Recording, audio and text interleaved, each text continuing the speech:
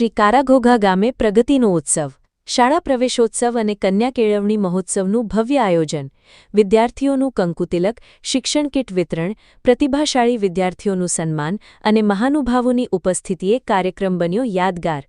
ગુજરાત સરકારશ્રીના નિયમો મુજબ તથા કોઈપણ બાળક શિક્ષણથી વંચિત ન રહી જાય તેવા ઉમદા હેતુ સાથે શ્રી કારાઘોઘા માધ્યમિક શાળા, શ્રી કારાઘોઘા પ્રાથમિક શાળા, શ્રી કારાઘોઘા બોચા જૂથ ગ્રામ પંચાયત, શ્રી કારાઘોઘા આંગણવાડી પરિવાર, શ્રી કારાઘોઘા પ્રાથમિક અને માધ્યમિક એસએમસી સમિતિ તેમજ સમસ્ત ગ્રામજનોના સંયુક્ત ઉપક્રમે તારીખ 25/6/2026 ગુરુવારે માધ્યમિક શાળાના પટાંગણમાં શાળા પ્રવેશોત્સવ અને કન્યા કેળવણી મહોત્સવનું સફળ આયોજન કરવામાં આવ્યું હતું.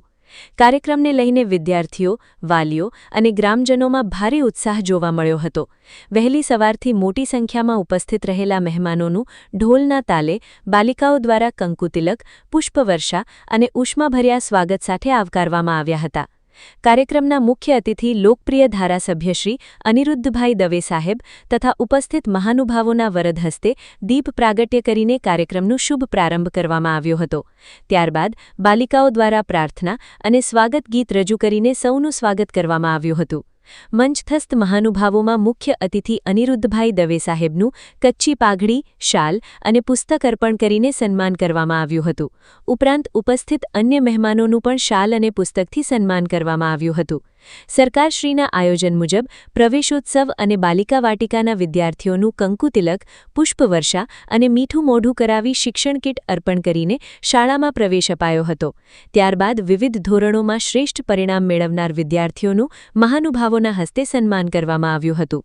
કાર્યક્રમ દરમિયાન બાલિકાઓ દ્વારા બેટી બચાવો બેટી પઢાઓ વિષયક પ્રેરક ઉદ્બોધન રજૂ કરવામાં આવ્યું હતું.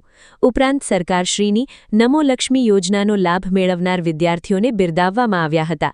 સરકારશ્રીની વિવિધ શિક્ષણલક્ષી યોજનાઓ અંગે શ્રી અજયસિંહ ક્ષત્રિય દ્વારા વિસ્તૃત માહિતી આપવામાં આવી હતી.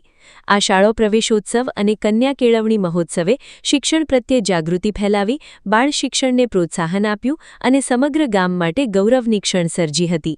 મુખ્ય અતિથિ ધારાસભ્ય શ્રી અનિરુદ્ધભાઈ દવે સાહેબે પોતાના પ્રેરણાદાયી સંબોધનમાં પ્રવેશોત્સવનું મહત્વ સમજાવી બાળકો સાથે આત્મીય સંવાદ કર્યો હતો. તેમણે સરકારશ્રીના શિક્ષણ ક્ષેત્રે કરાયેલા પ્રયાસોની માહિતી આપી હતી તેમજ 25 જૂનના કટોકટીના દિવસને યાદ કરીને જેલવાસ ભોગવનાર વંદનીય વડીલ શ્રી નાનાલાલભાઈ ગોરને સ્મરણાંજલિ અર્પણ કરી હતી. ત્યારબાદ શ્રી શક્તિસિંહ જાડેજા તથા શ્રી રંજીતસિંહ જાડેજાએ પણ પ્રવેશોત્સવની સાર્થકતા અંગે માર્ગદર્શન આપ્યું હતું.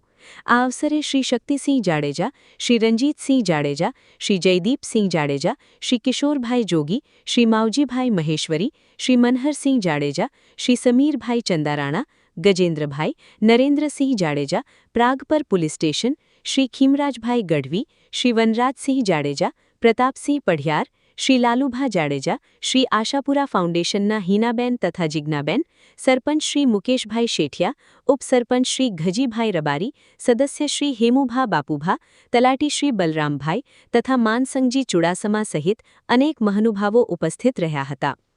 આ પ્રસંગે SPC group of institute, Mankhurd, Mumbai દ્વારા તમામ બાળકોને સ્કૂલ બેગ અર્પણ કરવામાં આવી હતી.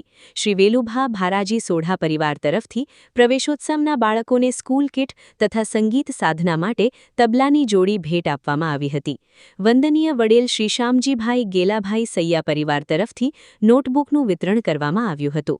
એક સદગ્રહસ્થ જૈન પરિવાર દ્વારા માધ્યમિક શાળાને 8 સીલિંગ ફેન અર્પણ કરવામાં આવ્યા હતા.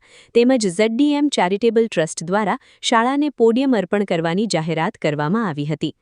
આ અવસરે દાતાશ્રીઓ શ્રી રાજેશભાઈ નાગજી વીરા, મુંબઈ, એક સદગ્રહસ્થ જૈન પરિવાર, મુંબઈ, શ્રી સલીમભાઈ ખમીશાભાઈ ખલીફા, શ્રી બલરામભાઈ ગઢવી, તલાટીશ્રી શ્રીમતી વૈશાલીબેન, શ્રી કલ્યાણભાઈ, શ્રી બાબુભાઈ, શ્રી સામતભાઈ તથા શ્રીમતી અદિતિબેન શિક્ષણ ગ્રુપ દ્વારા ઉદાર સહયોગ આપવામાં આવ્યો હતો. તમામ દાતાશ્રીઓનું સન્માન કરવામાં આવ્યું હતું. કાર્યક્રમને સફળ બનાવવા વૈશાલીબેન, કલ્યાણભાઈ, બાબુભાઈ, સામતભાઈ, અદિતિબેન, ભરતભાઈ, અશોક મહેશ્વરી તખુભા ઘોઘા, અંસાર ખલીફા, હીરજી પટેલ અને રામશ્રીભાઈએ ભારે જહેમત ઉઠાવી હતી.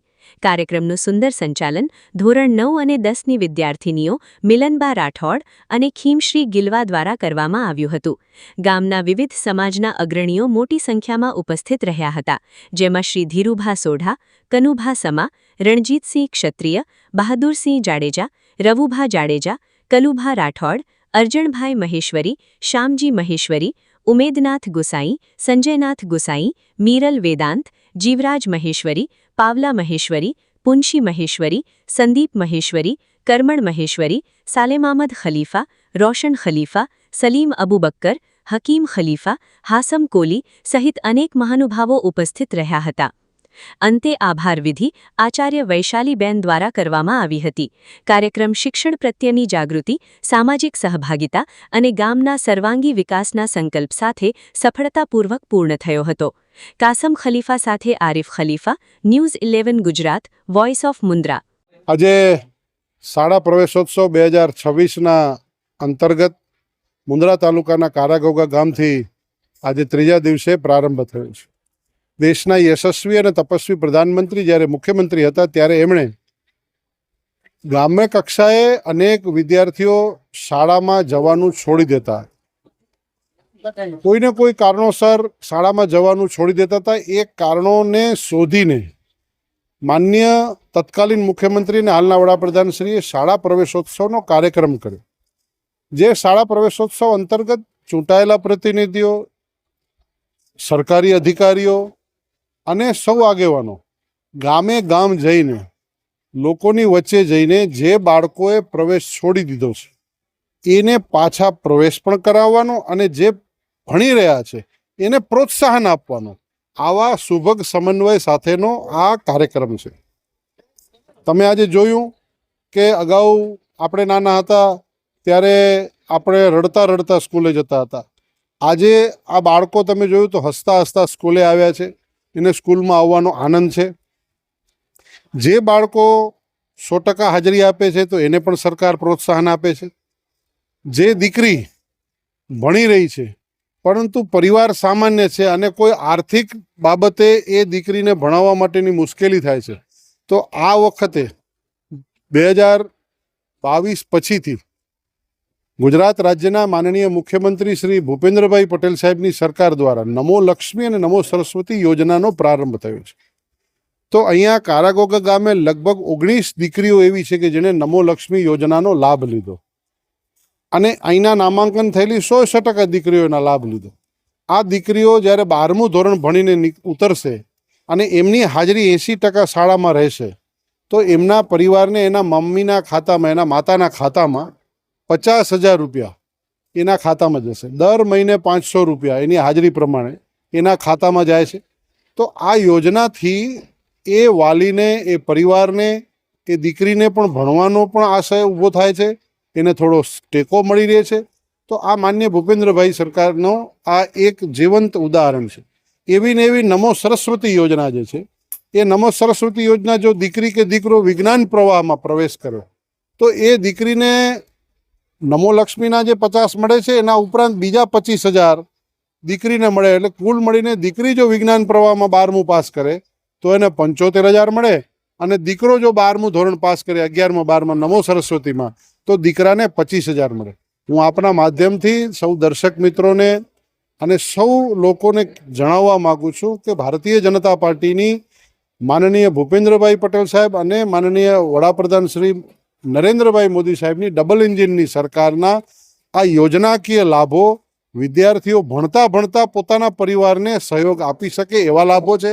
એ લાભો લેવા જોઈએ. અનેકવિધ પ્રોત્સાહક યોજનાઓ પણ છે, ખૂબ બધી યોજનાઓ ભણવા માટે છે.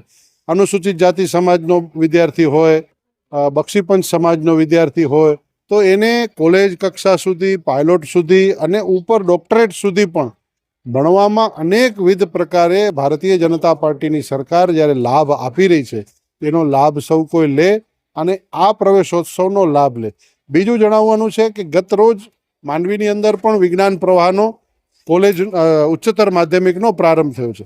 ગઢસીસામાં પણ વિજ્ઞાન પ્રવાહ, વાણિજ્ય પ્રવાહ અને સામાન્ય પ્રવાહ ત્રણેય સરકારી નો પ્રારંભ થયો છે. મુન્દ્રા મધ્યે પણ ઉચ્ચતર માધ્યમિક શાળા સરકારી એનો પણ પ્રારંભ થયો છે. એટલે કે મધ્યમ કક્ષાના જે પરિવાર છે, સામાન્ય કક્ષાના પરિવાર છે, એમને સરકારી ફીમાં, સરકારી રાહે, સરકારી ધોરણે એમાં અભ્યાસનો લાભ મળશે, જેને કારણે કોઈ ગ્રાન્ટેડ શાળા કે ખાનગી શાળા એમાંથી બચવાનું આવશે. તો મારી આપ સૌને વિનંતી છે કે આ યોજનાઓનો લાભ સૌ જનતા લે આપના મારફતે, અને ભારતીય જનતા પાર્ટીના જે કાર્યકર્તાઓ આજે જે જોડાયા હતા અને બાળકોને પ્રોત્સાહિત કર્યા હતા, એ સૌ કોઈ આજે આવીને બાળકોના ઉજ્જવળ ભવિષ્યની શુભકામના પાઠવી છે કે આવનારું ભવિષ્ય છે ભારતનું, એને ખૂબ ખૂબ શુભેચ્છા પાઠવી છે. रफ्तार का जुनून, स्टाइल का तूफान, आपकी मनपसंद टीवीएस बाइक अब मुंद्रा कच्छ में युवा टीवीएस शोरूम पर। शानदार ऑफर्स और आसान फाइनेंस का मौका न चूकें। अभी कॉल करें 9998812998 या 9724518848।